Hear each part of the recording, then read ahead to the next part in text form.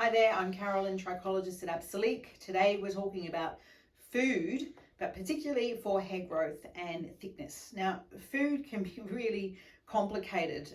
There's a lot to consider, but when I'm particularly helping people with hair loss, hair thinning, and scalp conditions, what I'm finding is they always have some level of nutritional deficiency or lows, and there's history here as well. So we really need to work with blood tests to see where you are individually. So there's no just general, this is what you eat for hair. So we want to look at nutrients, particularly for hair growth. Now, the story we're talking about today, she had 3 nutritional deficiencies. I mean, they were so low, they were deficient. She had iron and ferritin, vitamin D deficiency, and she also had a B12 deficiency. That's actually 4.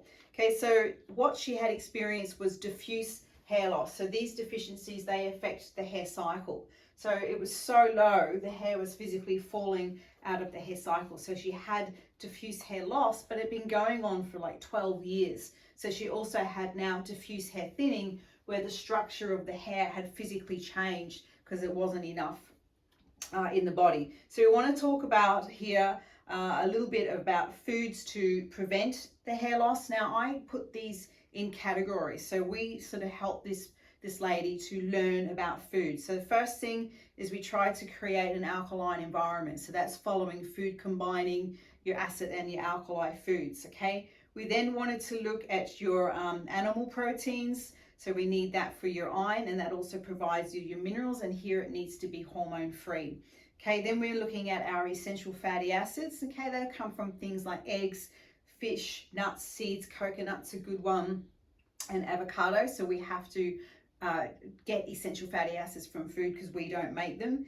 We then want to look at rainbow vegetables, or you may have heard of the rainbow diet. So this is your vegetables and your fruit for your vitamins. They can provide you incomplete protein, so you combine them properly. But also those types of things can also make antioxidants. So we need antioxidants for cellular protection. And the other one is fermented food. So if we look at fermented food, you can get some natural pre and probiotics there as well. So there's your top 5 food categories. The other thing is to eat different foods. People are eating the same thing every day, every meal, the same lunch, the same dinner. You've got to have a selection of foods. And I would also here top your food with raw cold pressed oil. So a lot of the oils are damaged when they're heated. So you've got to have them raw. Okay, so now we've got foods that cause hair loss. So it doesn't actually physically make your hair fall out, but they're what we call nutrient robbers. So if you're eating these foods in amongst your other healthy food, you're actually losing all of the goodness. So the categories here are gluten, mainly from wheat. We start with the wheat first, okay, and then we can dive deeper. Dairy, okay, so it's the lactose and the casein, and then we've got sugars, okay, so your natural sugars are okay, but we're talking about the man-made type of sugars. If you're eating those things, you're going to be causing malabsorption, inflammation, people are getting leaky gut, IBS, all that sort of stuff, which robs you nutrients as well. So if you're eating those foods and you're taking your supplements with them, you're losing them altogether. So it's a waste of time. Okay, so we're going to dive in. Low iron and hair loss. It's iron and ferritin causes diffuse hair loss. For here, we have food for ferritin that you can follow. It combines all the things I've mentioned together with a recipe book, easy to follow. The next one is the vitamin D deficiency. It is a real cause of hair loss. Okay, so it also contributes to what we call pattern hair thinning. Then we've got anemia hair loss. This is to do with your low B12 and your low iron. It affects your hemoglobin. It's also a type of diffuse hair loss and telogen effluvium.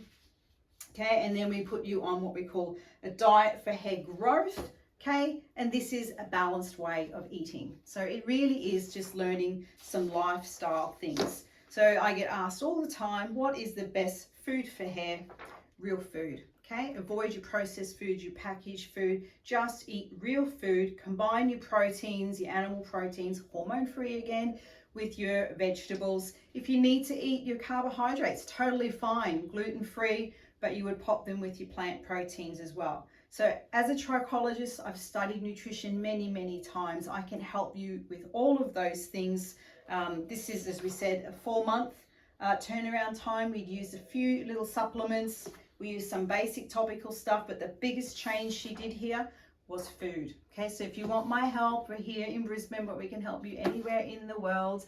We're going to do a series on food, so watch out for it. info@absolleek.com.au.